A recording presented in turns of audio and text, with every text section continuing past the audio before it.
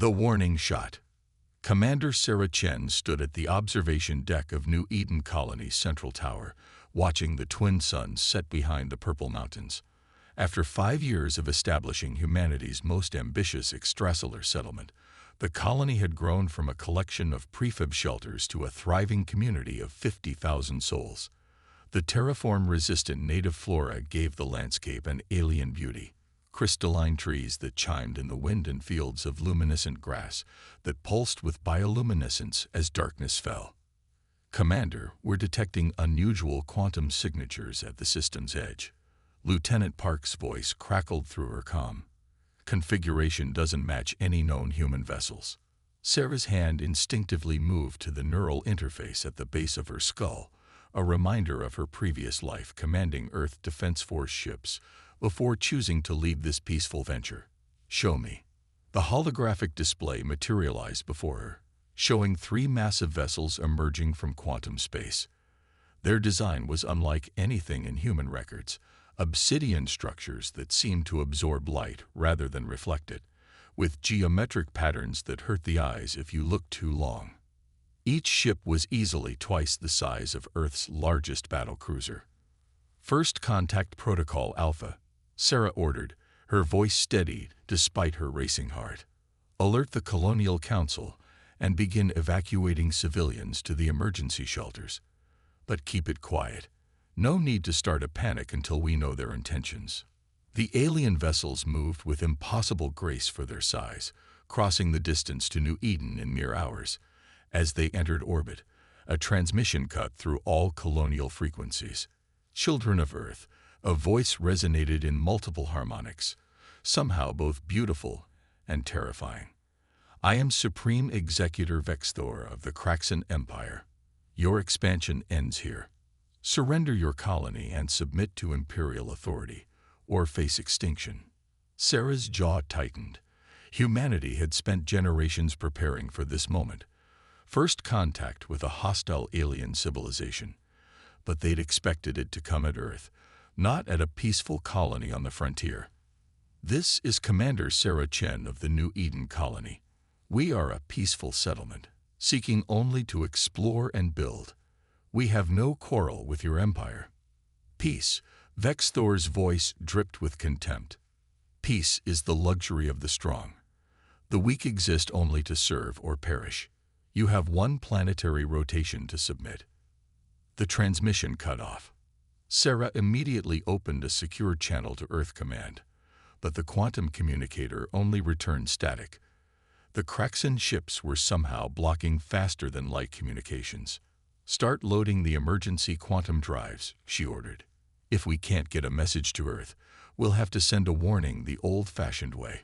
The quantum drives were a breakthrough in human technology, capable of storing vast amounts of data in crystalline matrices that could survive almost anything. They were New Eden's insurance policy. As the colony's emergency protocols activated, Sarah gathered the Colonial Council. The 12 leaders of New Eden's various districts looked to her with a mixture of fear and determination. We have 3 options, Sarah laid out. Submit and hope for mercy, evacuate as many as we can before they attack, or fight with what little we have. Dr. Emily Rodriguez, the head of xenobiology, spoke first. Their biology is silicon-based. Our weapons might not even affect them. And their technology is far beyond ours, added Chief Engineer Marcus Wong.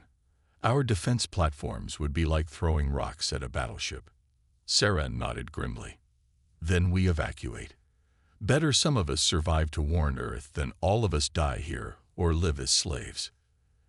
The evacuation began immediately, but with subtle precision to avoid alerting the Kraxan ships above. Underground tunnels that had been built as a contingency now proved their worth, allowing civilians to move to the emergency shelters and evacuation ships without being detected from orbit. But as the first evacuation ships prepared to launch, the Kraxan made their move. Without warning, lances of crimson energy stabbed down from the alien vessels, cutting through New Eden's shields like they weren't even there. The colonial defense platforms returned fire, their railguns accelerating projectiles to relativistic speeds, only to watch them dissolve harmlessly against the Kraxen's energy fields. "Get those ships launched now," Sarah ordered as the colony's main dome began to crack. She ran to the quantum vault, ensuring the drives were safely stored. They contained everything: colony records, scientific data, and most importantly, detailed scans of the Kraxen ships and their weapons. Information that could mean the difference between survival and extinction for humanity. The ground shook as another blast hit near the central tower. Through the observation windows, Sarah watched in horror as sections of the colony began to collapse. But amidst the chaos, she saw evacuation ships breaking atmosphere. Some of their people would survive to warn Earth. "Commander," Lieutenant Park called out, "they're powering up something massive. Energy readings off the charts." Sarah looked up at the alien ships, now glowing with gathered power. In that moment, she knew what was coming. "Launch all remaining ships. Get as many out as you." The world turned white. A blast of energy unlike anything humans had ever witnessed engulfed the colony's central section. When the light faded, where there had been a thriving settlement of 50,000 souls, there was now only a massive crater of glass, still glowing with residual energy. But in the chaos of the attack, 12 evacuation ships had slipped away, carrying with them not just survivors, but the quantum drives containing humanity's first devastating encounter with the Galactic Empire.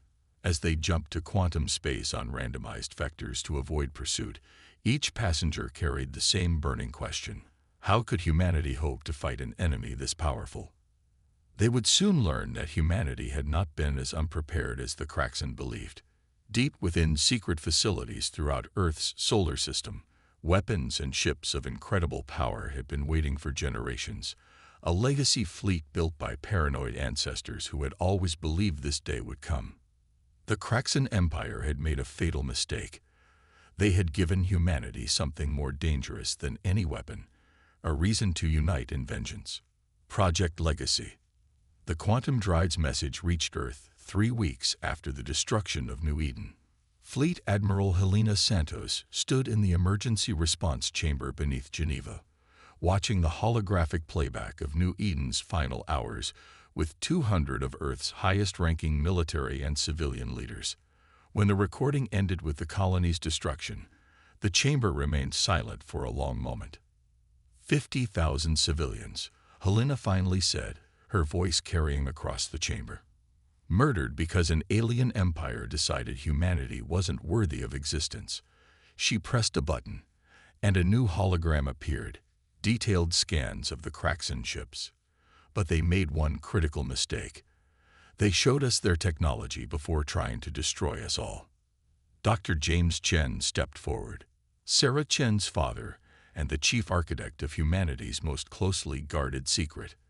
His eyes were red from mourning his daughter, but his voice was steady. "The quantum drives confirm what we've always suspected. We're not alone, and not everyone out there is friendly. Fortunately, our ancestors planned for this day." The chamber's lights dimmed as James activated a secure terminal. 200 years ago, after detecting the first hints of alien radio signals, Earth's nations secretly united behind a single project. While we presented a facade of primitive space technology to the galaxy, we were building something else, something hidden in dimensional pockets throughout the solar system. The hologram shifted to show massive shipyards, concealed within fold space bubbles around Saturn's rings, Jupiter's moons, and deep beneath Mars' surface. Within them floated ships that made the assembled leaders gasp, vessels that dwarfed anything humanity had publicly acknowledged building. Project Legacy, James continued. 3 generations of engineers and scientists, working in absolute secrecy, developing technologies that could match or exceed anything we might encounter. While we sent out colonies with purposefully limited technology, we were preparing for the worst. Admiral Santos took over. The Legacy fleet consists of 5,000 capital ships and 20,000 support vessels. Their hulls are built from metamaterials that can adapt to any weapon frequency. Their quantum drives can match or exceed the Kraxen's speed. And their weapons. She paused, allowing herself a grim smile. Well, let's just say we've had 2 centuries to perfect the art of ship-to-ship warfare. How did we hide this? Someone asked. The resources required. Dimensional engineering, James explained. We learned to fold space itself, hiding entire production facilities in artificial pocket dimensions. The public space program was a cover, letting us move resources and personnel while appearing primitive. Every telescope pointed at our shipyards sees only what we want them to see. The hologram showed the Legacy Fleet's first ship, the TNS Prometheus, emerging from its dimensional dock. 2 kilometers of dark metal and sharp angles, its hull rippling with quantum-locked energy fields. This is humanity's real face, James said. Not the peaceful explorers we showed the galaxy, but warriors who never stopped preparing for this moment. The Kraxan believe they've encountered a primitive species, Helena added. They'll expect us to cower, to submit, or to fight back with the limited technology they saw at New Eden. Instead, they're about to face the full might of a civilization that spent 2 centuries preparing for war. The chamber erupted in discussion, but Helena raised her hand for silence. We're not just fighting for vengeance. The quantum drives contained more than attack footage. They had communications logs, showing the Kraxan's plans to systematically conquer or destroy every emerging civilization they encounter. If we don't stop them now, billions will die. There's more, James said quietly. The drives contain detailed scans of their technology. Their quantum signatures, shield frequencies, weapon configurations, everything we need to defeat them. Sarah, my daughter made sure we'd have every advantage before they killed her. Helena nodded solemnly. We'll need 3 days to bring the Legacy Fleet to full activation. The dimensional bubbles housing our shipyards will collapse, revealing our true capability to any watching eyes. But by then, it won't matter. The Kraxan will learn too late that they didn't find a primitive civilization. They found humanity's sword arm, carefully hidden until it was needed. The next 72 hours saw the greatest military mobilization in human history. As dimensional bubbles collapsed across the solar system, satellites and telescopes across the galaxy recorded something impossible. A massive fleet appearing from seemingly nowhere around Earth's outer planets. Crews who had trained their entire lives in secret facilities emerged to take command of ships they had never seen but knew intimately through virtual simulations. Every vessel was loaded with quantum-locked weapons and dimensional phase drives that could tear holes in space itself. On the bridge of the Prometheus, Helena stood before her command crew. The Kraxan believe they're hunters, culling primitive species before they can become threats. They've forgotten a crucial lesson. Sometimes the prey has teeth. Today, we show them humanity's teeth. The Legacy Fleet moved in perfect formation, their dimensional drives spinning up. Before they jumped, Helena sent a single, tight beam transmission to the nearest Kraxan outpost. You should have left us alone. Across 5,000 ships, crews prepared for battle. They carried with them humanity's anger, humanity's determination, and humanity's most closely guarded secrets. The Kraxan Empire had awakened a sleeping giant, and the galaxy was about to learn why humanity had kept its true strength hidden for so long. The breaking storm. The Kraxan border outpost of Nexus 7 was considered impregnable, a massive space station surrounded by quantum-locked defense platforms and a permanent garrison of 30 warships. When human vessels emerged from dimensional space, the Kraxan commander didn't even raise shields. After all, these were the same primitive humans whose colony they had just destroyed. How much damage could they possibly do? The answer came in the form of the TNS Prometheus dropping its dimensional cloak less than a kilometer from the station's command center. Before the Kraxan could react, the human vessel fired its primary weapon, a concentrated beam of zero-point energy that cut through the station's quantum shields like they weren't even there. Direct hit on their primary reactor, reported Lieutenant Emma Rice, weapons officer of the Prometheus. Their shields are adapting, but not fast enough. Admiral Helena Santos nodded, watching as the rest of the Legacy Fleet emerged from dimensional space. The element of surprise had given them their first advantage. The second would come from the detailed analysis of Kraxan technology extracted from New Eden's quantum drives. All ships, execute Battle Plan Theta, Helena commanded. Remember your training. Everything we've prepared for happens now. The Legacy fleet moved with precision that would have seemed impossible for ships their size. Dimensional drives allowed them to make micro-jumps, appearing and disappearing around the Kraxan vessels like deadly phantoms. Each human ship's adaptive hull absorbed and analyzed enemy weapons, continuously updating their defenses. The Kraxan responded with overwhelming firepower, their energy weapons capable of vaporizing small moons. But the Legacy fleet had been built to counter exactly this type of technology. Their metamaterial hulls diffracted the energy attacks, while quantum lock shields adapted to each new frequency. They're attempting to call for reinforcements, reported Commander Victor Rossi from Tactical. Our dimensional interference is blocking their quantum communications, just as anticipated. Helena allowed herself a grim smile. They thought they could isolate our colonies by blocking quantum comms. Now they'll learn why it's dangerous to show your enemy your technology before trying to destroy them. The battle unfolded like a deadly dance. Kraxan ships, despite their technological advancement, found themselves outmaneuvered at every turn. The humans seemed to know exactly where they would be, what weapons they would use, and how to counter them. What the Kraxan didn't realize was that every second of combat was being analyzed by quantum computers that had spent decades simulating this exact scenario. The Legacy fleet's artificial intelligence systems had run millions of battle simulations against the type of technology they detected in alien communications. Now those simulations were paying off. "Sir," Emma called out, "they're adapting their shield frequencies. Our primary weapons are becoming less effective." "As expected," Helena replied. "Initiate Phase 2.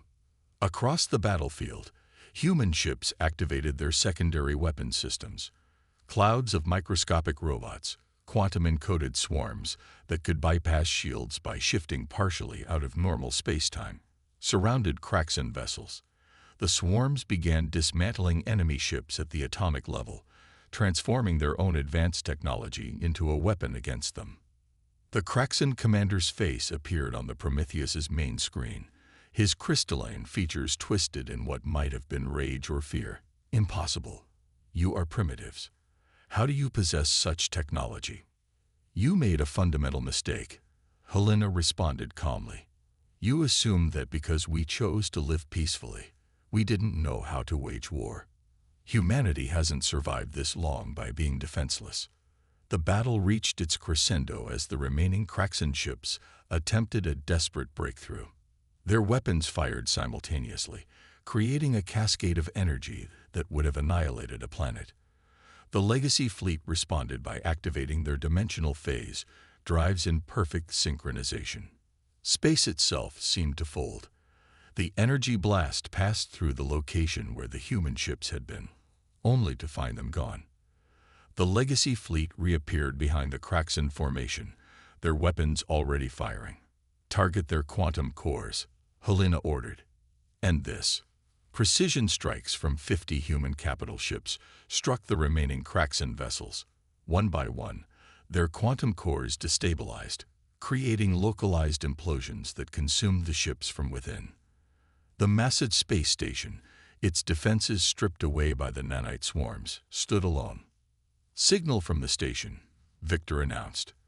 "They're offering to surrender." Helena's expression remained stern. "Accept their surrender. Secure their databases. I want every scrap of tactical data they have on the Empire's defenses." She turned to address her bridge crew. "This victory will send a message, but it's only the beginning. The Kraxan will respond with everything they have once they realize the true threat we pose." As Legacy Fleet Marines boarded the station, Helena received a private communication from Earth Command. The quantum drives recovered from New Eden had been fully decoded, revealing not just tactical data, but strategic intelligence about the Empire's structure, its weaknesses, and most importantly, its internal divisions. "Admiral," the message read, Multiple subject species within the Empire are showing signs of rebellion. They're watching what happens here. If we can prove the Kraxan aren't invincible, we may find ourselves with unexpected allies. Helena looked out at the debris field that had once been a Kraxan battle group. Humanity had struck its first blow, demonstrating capabilities that would shake the Empire to its foundations. But she knew the real war was just beginning. "Set course for the Arcturus sector," she commanded. "The Kraxan will expect us to stay near Earth, to play defensively. Instead, we're taking the fight to their core worlds. It's time to show them exactly what they've awakened." The Legacy fleet formed up around the Prometheus, their dimensional drives charging for another jump. They left behind a destroyed outpost and a shattered myth of Kraxan invincibility. The message would spread quickly through the Empire's quantum networks. Humanity wasn't just fighting back, they were winning. Empires fall. 4 months into the war, the Kraxan Empire faced a nightmare they had never imagined possible. Their quantum communications networks buzzed with reports of human attacks across 6 different sectors, each strike more devastating than the last. But the real threat wasn't just the humans. It was the fire of rebellion they had ignited throughout the Empire. On the bridge of the TNS Prometheus, Admiral Helena Santos studied the strategic display showing the Empire's fragmenting territory. Red zones marked areas of open rebellion, while blue indicated human-controlled space. The pattern was clear. Every human victory inspired more subjugated species to rise against their Kraxan overlords.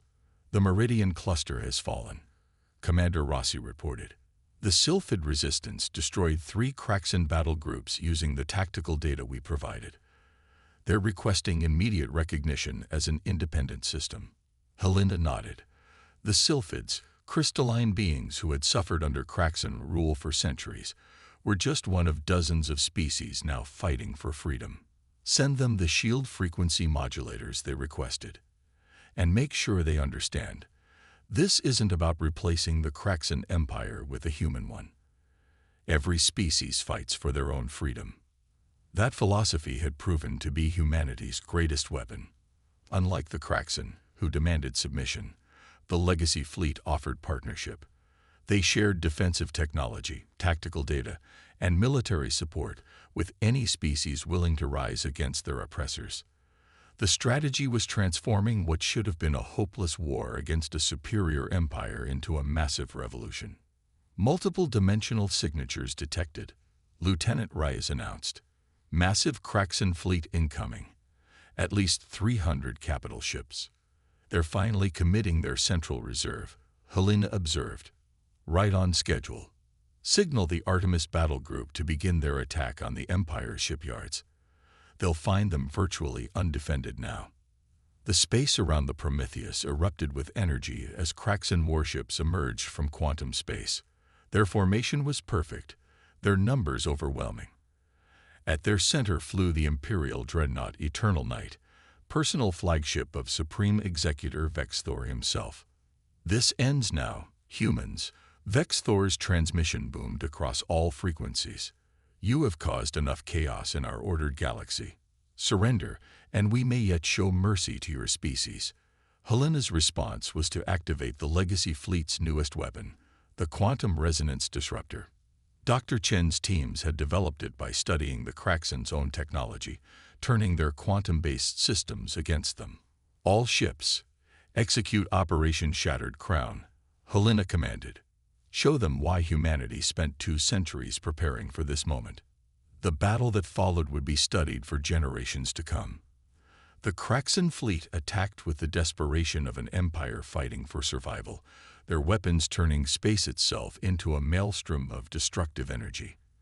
But the Legacy fleet had evolved beyond their original capabilities, incorporating captured Kraxan technology into their systems. Human ships phased in and out of normal space, their dimensional drives allowing them to strike from impossible angles. Quantum resonance disruptors created zones where Kraxan technology simply ceased to function, their advanced ships suddenly as helpless as drifting metal.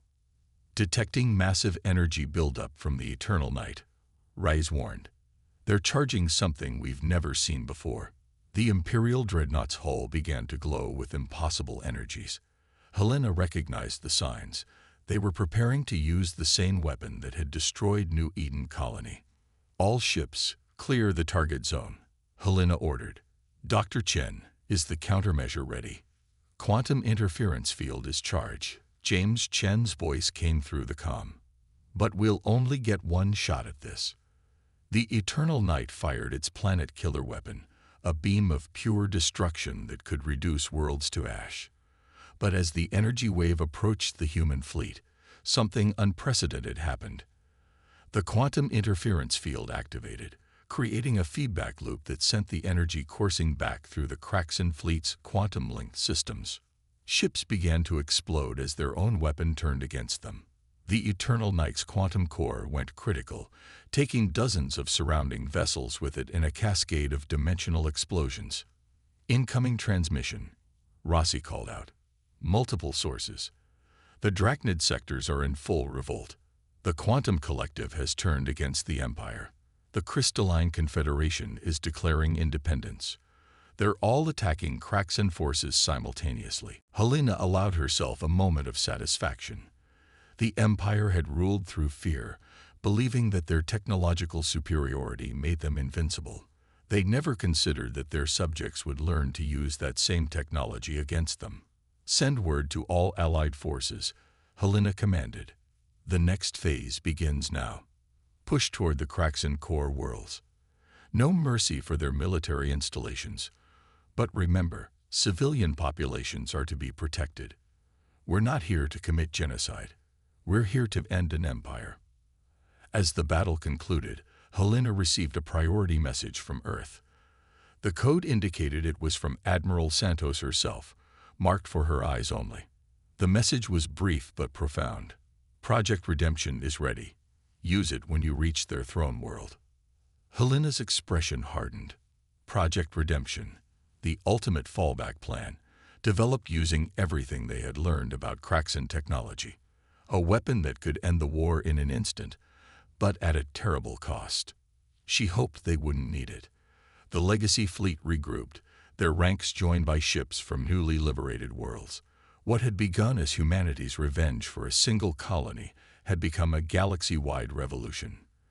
The Kraxan Empire was crumbling, its subjected species rising up, its military might proving insufficient against the combined forces of those it had oppressed. Set course for the Kraxan throne world, Helena ordered. It's time to end this, one way or another. As the fleet prepared to jump, Helena thought of Sarah Chen and the destroyed colony of New Eden. Their sacrifice had not only awakened humanity's hidden strength, but had sparked a fire of freedom that would reshape the galaxy. The only question was, what would rise from the ashes of the Empire's fall? New dawn. The Kraxan throne world of Imperius Prime hung in space like a jewel of impossible geometries. Orbital rings of quantum-locked metal encircled the planet, while crystalline spires reached from the surface into low orbit. It was meant to be the ultimate testament to Kraxan's superiority, a world that defied the laws of physics themselves. Now it would become their last stand. Admiral Helena Santos stood on the Prometheus's bridge, watching as the combined fleet of humanity and liberated species took position around the throne world. The Legacy fleet had grown from its original 5,000 ships to nearly 20,000, joined by vessels of every size and design from dozens of formerly subjugated civilizations. Final reports from our infiltration teams, Commander Rossi announced. The Kraxan have activated their ultimate defense system. They're channeling power from the entire planet's quantum grid into their shields. Helena exchanged glances with Dr. James Chen, who had insisted on being present for this final battle. They both knew what those defenses meant. Conventional weapons, even their advanced dimensional technology, wouldn't be enough. They would need to use Project Redemption. Open a channel to all ships, Helena ordered, and make sure the Kraxan can hear it too. She took a moment to gather her thoughts, knowing her next words would be remembered for generations. To all forces fighting for freedom, this is Admiral Santos. The Kraxan Empire began this war believing they could crush any species that refused to submit to their rule. They destroyed a peaceful human colony, thinking we were primitive and weak. That mistake has cost them their empire. Across the fleet, crews of a dozen different species listened intently. But we're not here for simple revenge. We're here to end an era of oppression that has lasted for too long. The Kraxan must answer for their crimes, but we will not become like them in victory. Remember our code. Protect civilians, accept surrender, and show mercy to the defeated. A new transmission cut through the channel. Supreme Executor Vexthor, his crystalline form now cracked and damaged from previous battles. You dare lecture us about mercy? The strong rule. The weak serve. This is the natural order of the universe. No, Helena replied calmly. The natural order is evolution, adaptation, and cooperation. Something you should have learned from studying Earth's history. Life doesn't thrive through dominance alone. It thrives through symbiosis, through different species working together. That's why you're going to lose. She nodded to Dr. Chen, who began the activation sequence for Project Redemption. This is your final chance, Vexthor. Surrender your forces, step down from power, and face justice for your crimes. Or we use the weapon we've developed specifically for this moment. You think your primitive weapons can penetrate our ultimate defense? Vexthor sneered. Our quantum shields are powered by an entire planet. We are invincible. Helena's expression remained neutral. That's exactly what we're counting on. You've linked your entire civilization's quantum network into one massive grid, just like you did at New Eden, when you used your planet killer weapon. We learned from that mistake. Project Redemption isn't a weapon to destroy your shields. It's a virus designed to infect your quantum networks. For the first time, fear showed in Vexthor's crystalline features. Impossible. Our quantum systems are perfectly encrypted.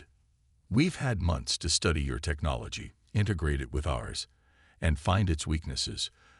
Dr. Chen spoke up. My daughter died at New Eden, but the data she sent back showed us exactly how your systems work.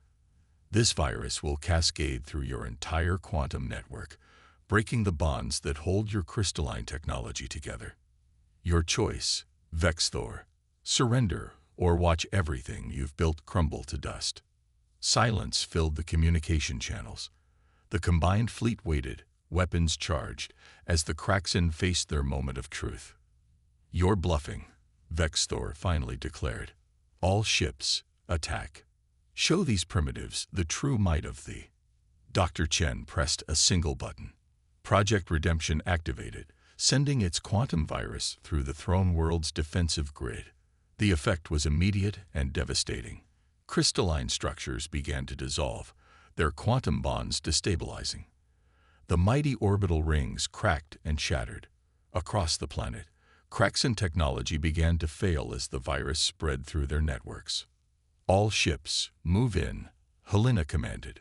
Secure their military installations but protect civilian centers. Medical ships, prepare to render aid. This ends today. The battle that followed was brief but intense. Without their advanced technology, the Kraxan military fell quickly to the combined fleet. Vexthor attempted to escape, but found his quantum transportation systems corrupted by the virus. The Supreme Executor was captured in his own throne room by a joint team of human and Sylphid special forces. In the aftermath, as liberation forces secured the planet, Helena walked through the crystalline halls of the Imperial Palace. The virus had been precisely targeted, destroying military technology while leaving civilian systems intact. The Kraxan people would survive, but their days of empire were over. 1 month later, representatives from every affected species gathered on neutral ground.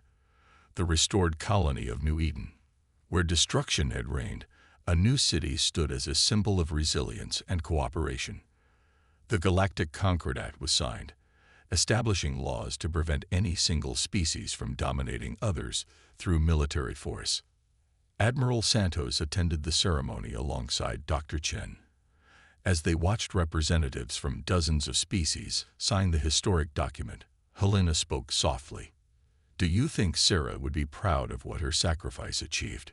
James Chen looked out at the gathered species, former enemies now working together to build a better future. She believed in exploring the stars, in building bridges between different peoples. I think she would be very proud that her death led not just to justice, but to real change. The Legacy fleet remained active, transformed from a hidden weapon into a peacekeeping force serving the Concordat. Humanity had revealed its true strength not just in its ability to fight, but in its capacity to forge alliances and show mercy in victory. As the ceremony concluded, Helena received word that the first joint scientific expedition was preparing to launch, a mission crewed by humans, Kraxan scientists who had opposed the Empire, and representatives from other species. They would explore the galaxy together, seeking knowledge rather than conquest. The strong survive, Helena mused, remembering Vex Thor's words, but not through dominance, through adaptation, cooperation, and growth. She looked up at the stars, now filled with possibilities rather than threats. We survived because we learned to hide our strength until it was needed, to fight when we had to, and to show mercy when we could. That's humanity's true legacy. Above New Eden, ships of a dozen different designs patrolled together, their crews working in harmony. The galaxy had learned a crucial lesson. Underestimate humanity at your peril, but ally with them, and together you could reach the stars.